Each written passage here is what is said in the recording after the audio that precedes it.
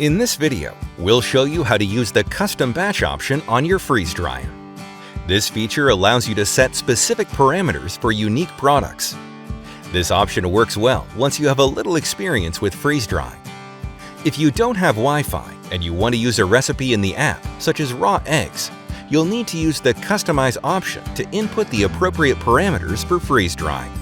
Let's get started. First, power on your freeze dryer.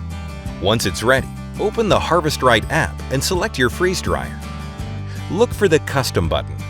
Tap it to access the custom batch settings. Here you can adjust various parameters to suit your product's needs. Start by naming your batch to keep track of it easily. Next, set the initial freeze temperature.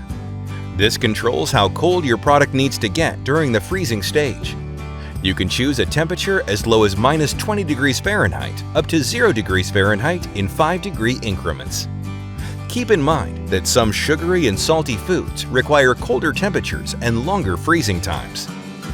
Then, decide on the Added Freeze Time. This allows you to add additional freezing time after reaching your initial freeze temperature, up to 24 hours.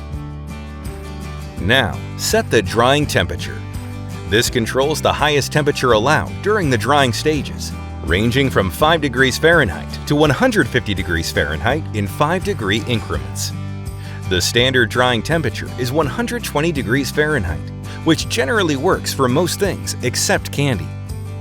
Once you've adjusted all your settings, don't forget to tap Save to keep your changes. When you're ready, press Start to begin the custom batch.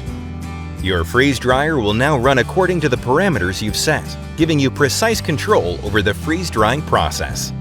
And that's it. Using the custom batch option allows you to tailor the process to your specific products, ensuring best results. Happy freeze drying!